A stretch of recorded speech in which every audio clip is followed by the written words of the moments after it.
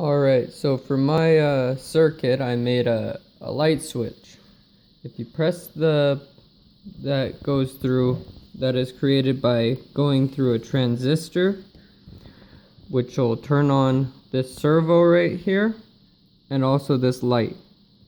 This servo right now is connected to a potentiometer, so that when I press this button, it'll turn on the servo, which will move the potentiometer, making this light right here get brighter and dimmer as it turns.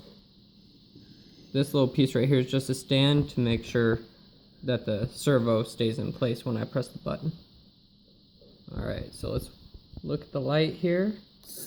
You see when I press it, the servo will move, the light will get brighter, and then it'll go back to being dimmer. So now that I've done that, let's actually take this extra stuff away and pop this servo off right here.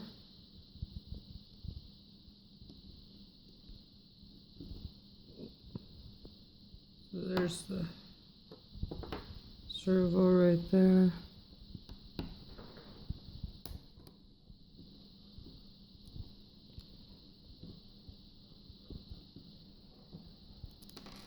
There we go. And the potentiometer is right here.